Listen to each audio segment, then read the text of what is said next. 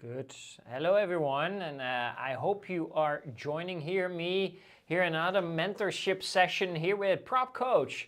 Very big welcome here to everybody that is joining in here today. So happy that you could make it. Wonderful to see you all. It's 7 o'clock here, Singapore time, but wherever you're joining in the world, I'm just quickly saying a big hello to all of you and welcome here to another mentorship session that will take about 45 to 50 minutes, and if we get any questions in, then we will also be happy to answer those. So great job on coming in here today. I really hope that you are going to have a good time here with us because we're going to touch on an amazing topic that I love, that I really cherish, that I see as one of the most important things that you need to really get your hands on is basically objection and negotiation mastery, right? That is something we have to learn, is something that we have to really master to become amazing here in the real estate, right? So let's just jump right into it. I just want to quickly see if anybody is here with us, if anybody's joining in here right now. If you are, go to the chat box and quickly say hello so that I know that you're here with us and that I can really see that you're joining in and being part of the team so that we can really get started. So go in right now and join us and quickly go to the chat box, say hello so I can say hello back to you. And we want to really get started. So, of course, the objections and negotiations mastery is super important because as we are kind of like the middle person between sellers and buyers, you know, there's a lot of things that can happen as you talk to sellers, as you talk to buyers. There's concerns, issues, a lot of things. So you have to deal with a lot of objections, right? And objections always lead to negotiations, right? I mean, there's always an offer, a proposal, then there might be a few objections. People are worried, they need to know more, they need more information, need to get clarity. And you as a business development person or as a salesperson or as a communication expert, you always need to know how to get over the objection and basically get yourself ready to close the deal, right? That's what it's all about. So I really want to make sure that you understand and that you know what to do. So how many people are here with us? At the moment, are people seeing it online? Can people see it on YouTube? Because I can see some people texting me, I cannot see anything yet. So are we seeing it online right now? Yes, okay, they're seeing it. That's really great. Oh, different link, they said. Okay. So I'm, of course, seeing some things here. I'm seeing some things on the screen. So I want to make sure that everybody is in loud and clear and being part of this journey with us. So really, really great. Let's get started with some of the things that we want to discuss today is, again, objection mastery. And as you can see, objection and negotiation mastery is all about you being part of a group of experts that understand that a deal is never closed in a simple way, right? There's always questions, there's always concerns, there's always issues, and you need to be able to address those. Now, how you address those is all based on how you master objection handling and how you master negotiations. And that is something that, of course, we want to touch on today. And as you progress yourself and as you get better at it, you will see that you just simply start closing more deals. And that's what it's all about, right? Good objection handling, good negotiation mastery, and that can help you push forward. So having said that, let's just quickly dive a little bit into it on the topic. So what is actually an objection? Have you ever thought about that, an objection? Well, an objection can be many things, right? I mean, an objection for most people is a concern. But I want you to dive a little bit deeper into it and understand that an objection is actually an expression or a feeling of disapproval or opposition, a reason for disagreeing. Objection communicate important and valuable information about the customer's concern, needs, and fears. Most objection can be effectively handled with a simple reframing process that puts the issue into perspective. Did you see that? Into perspective. Which means that an objection, you can turn that around as long as you get the person that is raising the objection to see things in perspective. Because all objections are kind of relative, right? They are based on a fear of a person, of an expectation of an individual or a group of people, or they are based on certain needs that they are looking for, and the needs are not being met. So an objection is not a rejection. An objection is simply concern or something that a fear or a need that is not being met. So if you would understand that part, then an objection is something very beautiful. You should wish you get more objections. Let me explain. If a person is motivated enough to give you an objection, only means that they're interested, but they have to overcome something in their mind that they see from their perspective. Which means you just have to turn it into your perspective. And as your perspective is being negotiated, right? You have to negotiate it. They must agree with your perspective. That's the moment that you overcome the objection. Does that make a little bit of sense? Well, let's dive a little bit into the second part. So if you reframe an objection, it actually goes into a couple of steps. These couple of steps is, first on the left side, as you can see, there is the objection, right? And what is the number one rule of any objection? The number one rule is simple. You need to first understand the objection, because you cannot go into an argument or disagree with an objection, because that would make you the enemy. That would make you the person that is, putting your person at the other side. You're the opposite now, right? And you don't want to get into an argument. No, if anything in the world, you always want to be on the team of the person that you're negotiating with.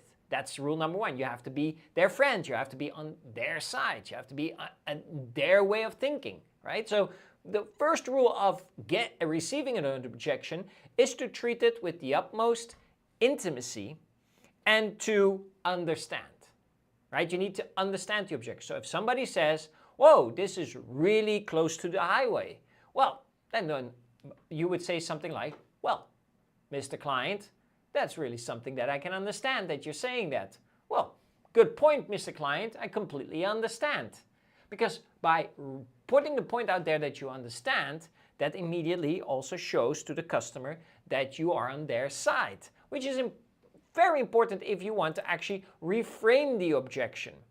Then you will have to learn how to label or minimize, right? Label or minimize is all about you understand the objection, but then you have to understand how big is this objection? Why are they using this objection? Is it a real objection?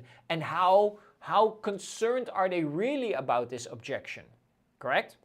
So something you could do is say, somebody says, whoa, this is really close to the highway, or I can see the highway from here. They say, Mr. Client, I completely understand. It's a very good point that you mentioned that. Some of our other buyers here in this property actually also raised that concern that it's quite close to the highway. But let me just ask you this, Mr. Client, how big is that of a concern for you based on the decision that you're going to make on this property? Well, then your client can say, well, that is of huge concern. Or he can say, well, it's not really a big deal.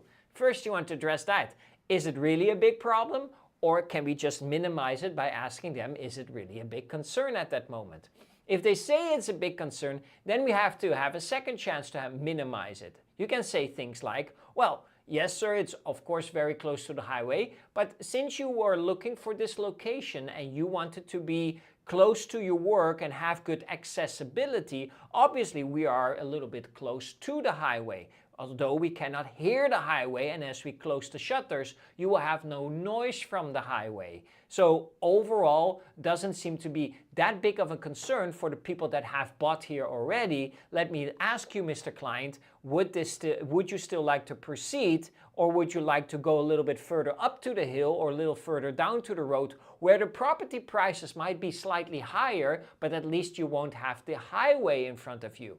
Let me know, Mr. Client. You see, you're labelizing and you're giving them options again. What is a great opportunity to basically go to the reality check. I was actually doing a reality check already by basically giving them a second option if they really don't want to proceed on this part, right? So you basically, what you're doing, you're saying, okay, let me label, let me minimize it, let me give a chance to see if this is a real concern, address it, see if they want to have a different option, reality check, and then always what you would like to do is end with a closing question.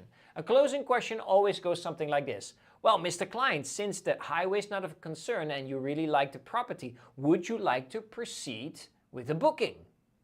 Or would you like to proceed to the next steps? Or can I get your authorization to start moving forward and get you access to this property? Or can I get your okay to move forward so I can start collecting the documents, right? Always end with a closing question. Because, you know, this is always kind of the secret of objections. For me, and listen very carefully, this is something that an old mentor told me a long time ago. Every objection is like a currency. You know what I mean? So if they keep throwing you objections, I need to kind of always get back with them, kind of with a price for that objection, if you know what I mean, right? Like if you buy coffee, I need to give money. If they give me an objection, I need to give them something back, right? So what I usually do, I always end with a closing question, because if I get people in my perspective, I want to take that opportunity of that state of mind for people to make a decision on the spot. Now, obviously, you cannot always do that at the beginning of a viewing or a presentation because you still have a long way to go. But if objection usually arise at the end of a presentation or a viewing, that gives you the opportunity to actually have that closing question. Right? Any objection that arises, you handle that objection, you create intimacy and you understand the client, you label and minimize it, you do a reality check. Reality check basically means you ask the client if you actually help them overcome it, and since if they acknowledge that you overcome it, you can just go straight to the closing question. Why not? Why wouldn't you do that? It's a great opportunity because you actually help them to move forward. And that is a great state of mind to just ask that closing question. So having said that, if you agree with me, just go to the chat box, says I understand, or if you have questions, also put it in the chat box so I can answer that question right now. I have here the chat box right in front of me, so I'm able to answer any questions that you might have on that particular topic. So having said that, you know, always see objections as an opportunity to close, right? Again, when I say opportunities to close, means that you understand that an opportunity comes to you because there is an interest. But there's one exception. There's one exception always. That is for the so-called non-genuine buyer. They're just there for other reasons, right? They're there to explore. They're there for other reasons. And who's responsible for that to know if they're genuine buyers or not? That is you, by asking questions from the very beginning that you get people on a call to the moment that they come and get to the property. You want to make sure that you have a full understanding if this is a genuine potential buyer, yes or no. Because if they're not, their objections are also fake. And a fake buyer will bring fake objections. And a lot of agents struggle with this because they tell me, Taco, duh, of course. I said, well, they shouldn't have been there in the first place. They shouldn't have been at the property at the first place. And how do you figure that out? By asking questions before people get to the property.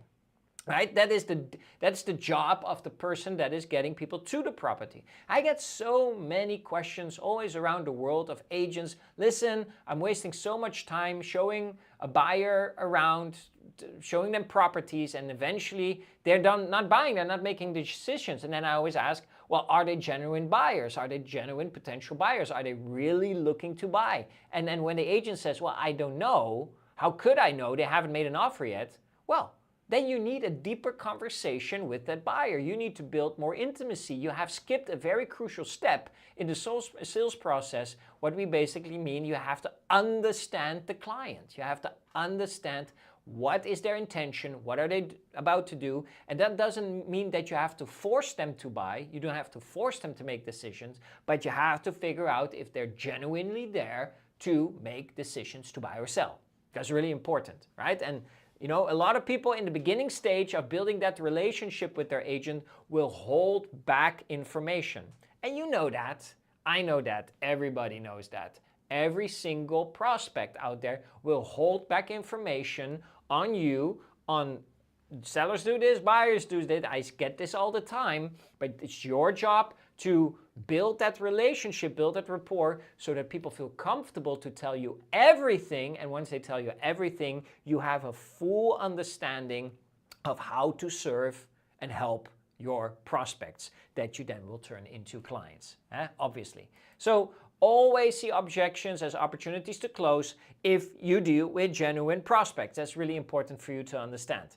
So having said that, let's go in general to what are some of these objections that you get, right? It's too expensive. Let me look at some other projects. My market price will come down later. Let me talk to my wife. Give me a kickback. I know the developer. I know somebody else, right? You can see, it's too small, location not good, far from something, close to something. I need more space. I need more lights. There's no balcony. Market is not the right time. I'm just comparing. You know what it is? At the end of the day, you get so many objections, and all of them are able to overcome by understanding them, minimizing them, doing a reality check, and going to a closing questions. It's very important. And all of these techniques are actually in the academy, in our Propcoach University of Academy, or if you're in one of the white label academies, right, of your company, you can go in there and just go find the objection handling techniques. This is where we explain exactly how you help people, how you get over the objection and how you get into a conversation so that you can handle every single objection of these. So hope you really like them. Go into the academy. I'm very sure you will be able to find them. So what is the number one objection in the world? You must be knowing this, right? The number one objection in the world. And I just want to address this one as a special objection because you hear them all the time. You hear them every single time. And what is it? It's yes. Let me think about it. Now, to be honest with me, how many times did you get that objection? I mean, quite a few times, I guess, right? I mean, there must be gazillions of times that you showed a property and, you did your best and looking, and then suddenly at the end, people said, well, okay, thanks for your time. Just let me think about it, right? And they come in all sorts and forms, but it's always like, let me think about it. This is such a great objection. Now, let me tell you two things about this objection of let me think about it. Let me think about it is actually one of the easiest objections for your prospects to use to get out of the deal. Yeah, to get out of the deal. Because if they let you think about it, they're actually saying two things to you. Number one, let me think about it means, well, what is there to think about if I gave you all the information? You came here today. You should have thought about it before. You're just here to check the property if it's suitable to you. So you should know if this is a fit or not. And let me think about it only shows two things. Number one, either you're not a genuine buyer, or number two, there's another concern. So let me think about it is actually kind of it's like a firewall, right? It's a protection wall. Your clients, your prospects are not giving the real objection. And this is something you need to overcome on the spot. The biggest mistake you can make as an agent, negotiator, realtor, real estate professional out there in the world is to ignore the let me think about it. Because let me think about it has to do with the fact that your clients have a concern and want to walk away. And the easiest way to walk away is just to tell you, let me think about it. But you as a pro, it's not allowed to just let them walk away. You just took all this time to go to the property, to open all the doors, on all the lights, do all the works, right? To get your client through there. And it's not good for you to just let them walk away by just letting them say, let me think about it.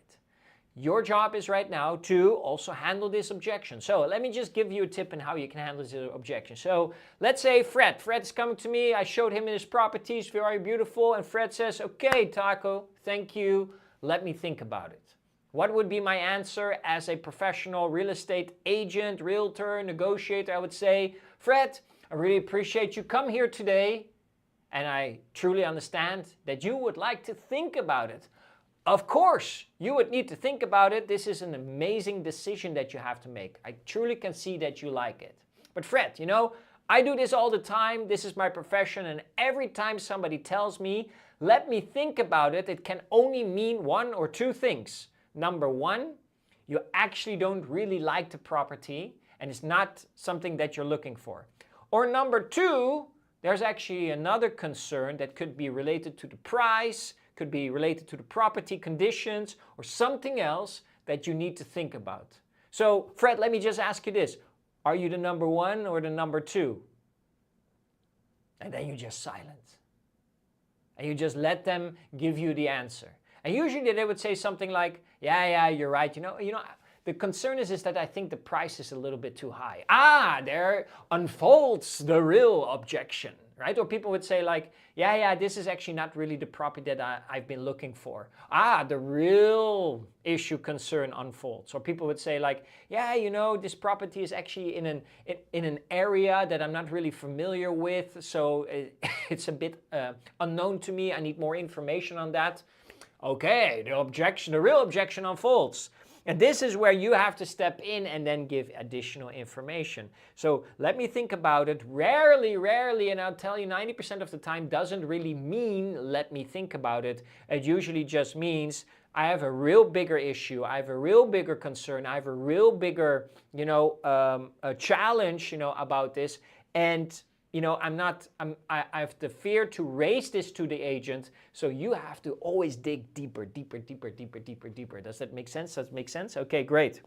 So I hope you like it so far. If you do me a favor, go to the chat box and say, well, great content or something else, whatever you want. So just so I know that you're there and that you are actually with me here today and help and understanding what we are talking about. So let's go back to the slides and say, okay, let me think about it. Just want to touch on some other things that we have is that, once you have done your, let me think about it, and you have done your, great stuff on how to label it and overcome it, then it all comes to negotiations. And negotiations, let me just read it out for you. A negotiation is a strategic discussion that revolves an issue or exchange or any goods of service in a way that both parties find acceptable, right? In a negotiation, each party tries to persuade the other to agree with his or her point of view,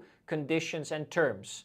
By negotiating, all involved parties try to avoid arguing, but agree to reach some form of compromise. Wow, beautiful, right? Just so beautiful how it's written there.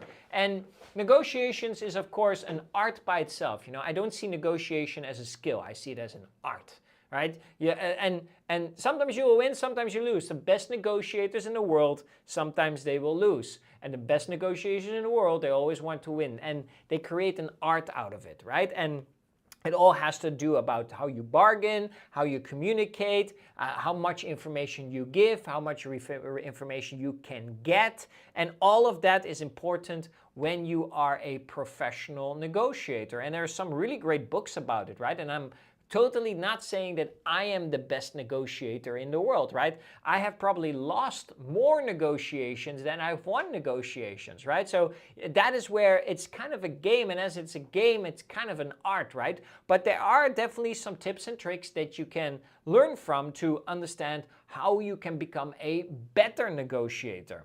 Right? So I would really love to share these with you in the next slide. So first of all, you need to know what kind of negotiators are you dealing with. And a first negotiator that you could be dealing with is the analyst, right? They're methodical, they're diligent, right? They're not a big rush, and instead they believe that as long as they're working toward the best results in a thorough and systematic way, time is a little consequence. So these are people that are not in a rush, right? They take it one step at a time. They are very analytical. They are looking at everything very strategically, right? And these are in my eyes are one of the best negotiators out there, right? Because they really understand that they don't want to make decisions too fast, but also not too slow, and they want to make sure they have all the information to push forward. And you as a negotiator always have to make sure that if you deal with an analyst, you have to go with their pace, because going a little bit too fast will scare them off. Going a little bit too slow would also scare them off, right? And based on that, that's always based on a lot of questions that you need to ask. Things like, when are you looking to make a decision? What kind of information would you need to make that decision? What is it specifically you're looking for? What is it specifically you're not looking for? Why are you looking in the market right now? Analysts love these questions because this is where you level with them, and once the negotiations are right and the bargaining are right, you use that information to confront that back to them and to reaffirm the information that you got from them to help them make those decisions, right? So really great analysts, I love them. They're great negotiators. Then you have another great, another negotiator, that is the accommodator. And this one is a little bit more difficult because these are very high on relationship building. They are all about the win-win position. Very sociable, peace-seeking, optimistic, bit distractible, and poor time managers, right? Likability is very, very important for these people. Now, accommodators are just fun to hang around with, but could be a huge danger for you when it comes to negotiations, because since they like to hang around with you and they just like your attention and they like to, spend a lot of time with you and they just like to push things forward because they just enjoy the journey more than, the end game. This is where, things sometimes get a little bit tough because they just keep viewing new properties. They keep looking at new properties. They keep showing up at new properties, right? Because they just love the process. They love the connection. They love the conversations. And because of that, they are never able to make decisions. So you have to be careful always for the accommodator. And then the last one that is a very tough one to negotiate with, this is where we talk about the assertive person. The assertive person, it's all about time is money. Every wasted minute is a wasted dollar. Their self-image is all about winning time, productivity, and getting the solution as fast as possible. Dominated character and can only be persuaded with hard facts. Will never want to be convinced. These are tough negotiators.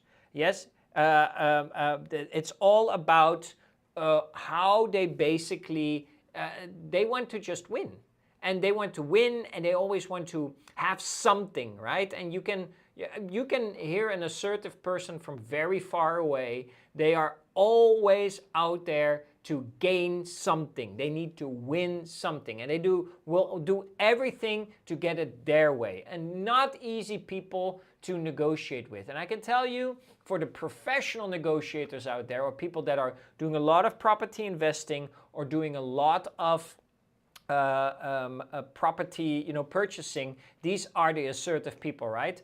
Time is money. They don't want to waste any time. They want to make decisions fast. But if they don't get if they don't fully trust you, if they don't fully like you, and they don't see you as an expert, they will move you away and they will go to the next person as easy as it gets, right? So make sure that you understand that. Victor is saying, hi, I missed the slide before. Accommodator, can you share with me again? Absolutely, Victor. Before that, we were talking about the analysts. The analyst is all about methodical and diligent. They're not about a big rush. Instead, they believe that as long as they are working towards the best results in a thorough and systematic way, time is of little consequence. I hope you have seen this one now. And the next one again is the accommodator. These are fun people to hang around with, but don't spend too much time with them because it will only keep costing you money, because you have to take them out for another drink, for another coffee, for another visit, for another everything, and they just don't start making decisions. Very important. And these people you want to be a bit careful with because they're very fast talkers. They know a lot of things. They're very deeply invested in the information, but they want to move fast and they want to do it quickly, right? So a few tips that I quickly want to share with you. First of all, real estate agents start negotiations even before offering becomes buyer's top choice, right? And, customers don't align on the same goal as the real estate agent where their partnerships fail before it starts.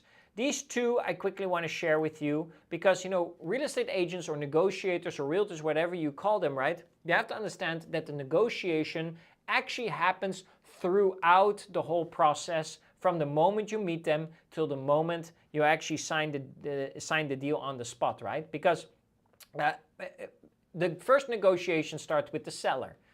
Then eventually you put it in the market, then you negotiate, and then the viewing comes in, right? And everything is a negotiation, but it's of course at the same time you're trying to build that relationship, what is extremely important. At the same time, customers don't align on the same goal as the real estate agent where the partnership fails before it starts. So again, negotiations is also helping your clients feel that you're on their team, right? And if you don't build that trust that you're on their team, well, everything you're going to say after that as a negotiation, they see it as you're against them or you're working on the other side, right? What makes the negotiations a little bit harder? It's all about getting close to them first, understanding their needs and negotiating on behalf of their needs, right? That is really the key that you need to understand here. On top of that, real estate agents did not anticipate getting squeezed on the price or condition, right?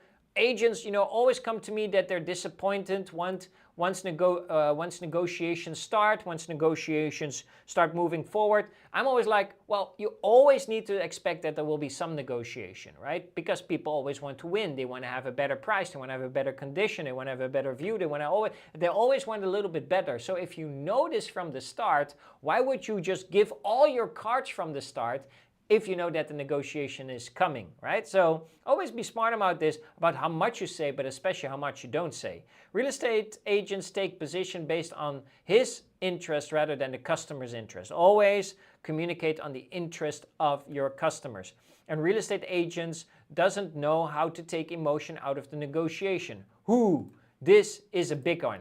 This is a big one, number 4, number 5. You need to understand that it's not about you as an agent, it's about your clients. And as you're helping your clients, you need to understand that your clients always want to have at least the feeling that they're winning. So if you can just help them feel that they win, you don't have to really let them win, as long as they just feel that they are winning, right? You need to understand that, right? Because that is where the emotion kicks in for the client, and your ego has to go out of the window. Your whatever it is about you has to go out of the window. You just have to do an amazing job to let your clients feel like they're winning something, right? This is everything in negotiations. So, and the final one is all about, you need to understand that real estate agents sometimes do not know their walk away point, right? So you cannot negotiate forever, and you cannot keep holding on a prospect forever. At some point, you need to walk away if it doesn't make sense anymore. And that actually gives you a lot more value, gives you a lot more growth, that gives you a lot more choices, that gives you a lot more opportunity, because every now and then you just need to know when to say no, right? No is an important word, right? To get that ready. So let's take a little break here. Are there any questions? Go in the chat box. I'm happy to answer any questions. And let me see if I can see these questions coming in. I think I can. Right? So I can give you some final tips on as we are getting further through this session. We are now 33 minutes in. We have a few people still online, so that's really great. If you have any questions, then we will just go to the last point that we want to go through, and these are some of the techniques that we want to improve your negotiation skills, right? I just want to give you some final techniques, right? That, these are small techniques, very practical techniques that you can use in your negotiations that have helped me a lot of times, that have helped a lot of other clients out there for many times. So if you want to do that, just have a look what we are about to share.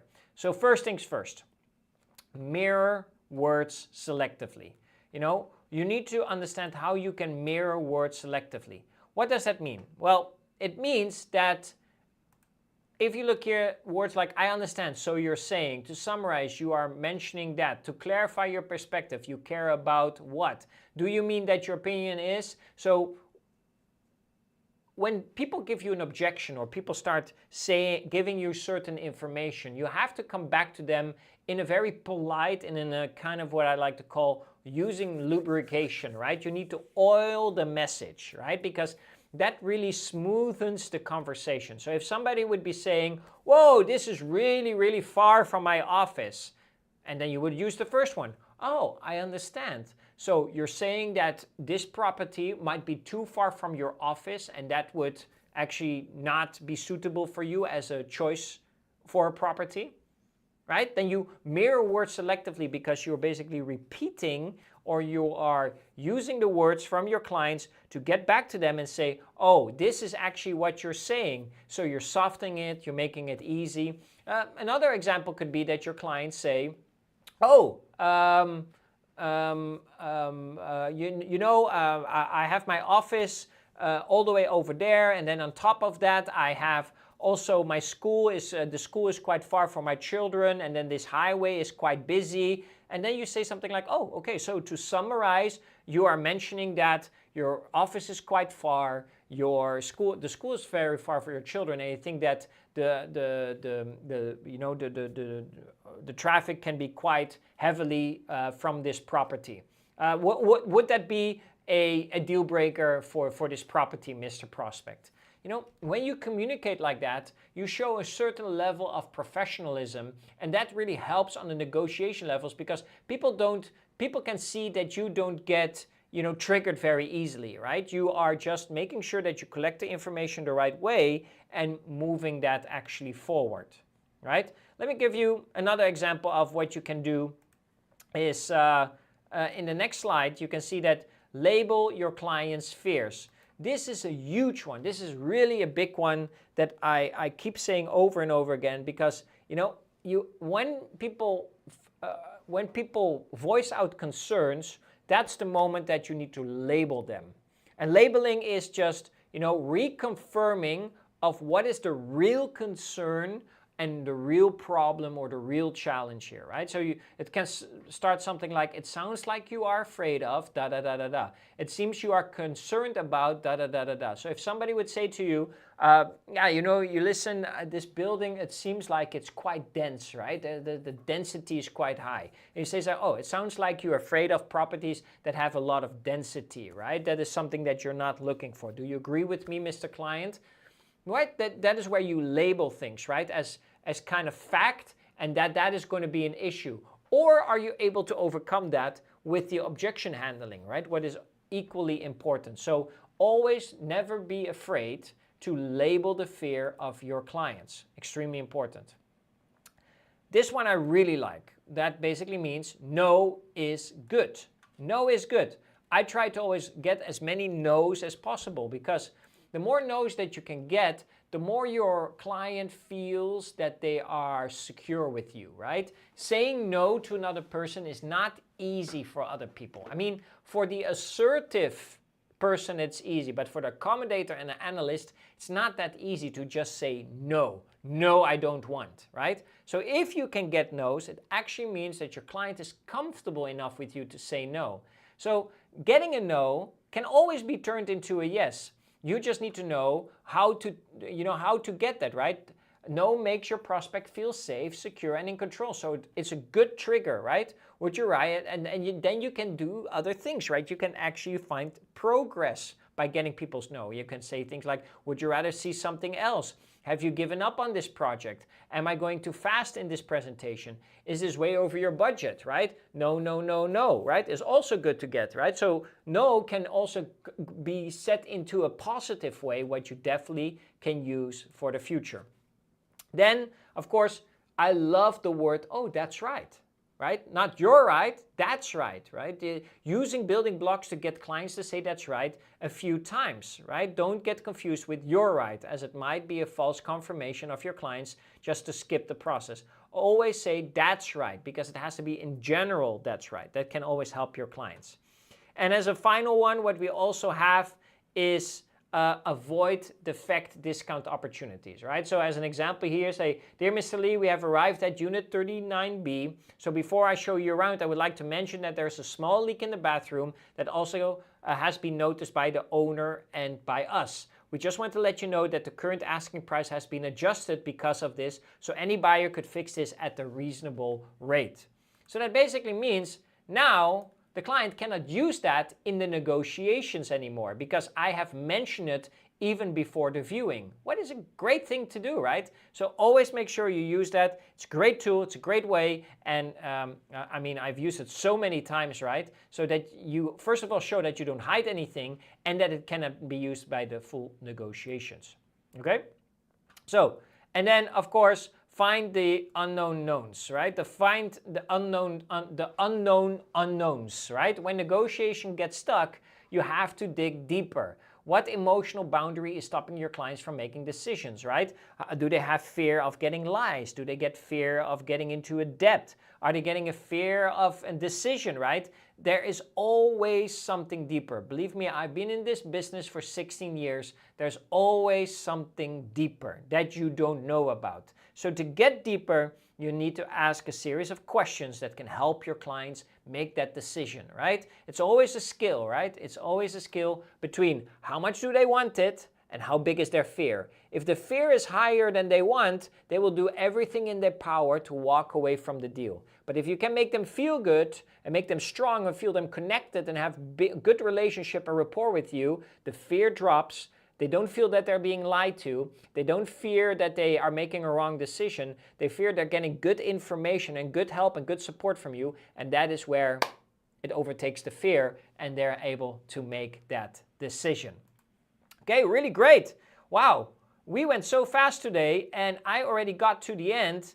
And that just means that, you know, the only thing that is left to do for you is to do a lot of role play, right? I always say this at a lot of ends of my trainings. I say, focus yourself on some role play, right? The more role play you do, you can practice these objections. I mean, most of the objections out there are repeated objections. You don't get them once, you get them twice, you get them all the time. So why not practice with a partner how you would handle these objections, right? And so that once you're practiced and you go out into the real field, you know what to say and how to handle them. And on top of that, what I would definitely also recommend just to practice and role play some of these negotiations, because you know all of them you want to make sure that you always are the strong and comfortable and confident negotiator, helping yourself push forward.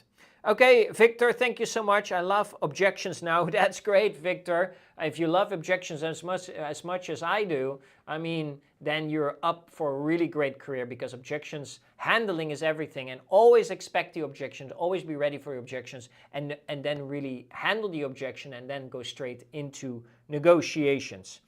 Okay, everyone, that was the session here for today. We went a little bit faster than normal, but usually we try to get more questions in our sessions, and we didn't get much questions today. If you have another question, feel free to go, to our channels, and you will definitely find us on YouTube or any other channel out there, and ask your question, and make sure that you keep yourself trained and keep yourself motivated with our Propcoach University of Real Estate, or at your office, your academy that you can log into and get all of the great content. So, you guys, I always think that you're amazing. I hope to see you again next time here on one of our mentorship program sessions, and I see you again soon. Thank you so much. Bye-bye.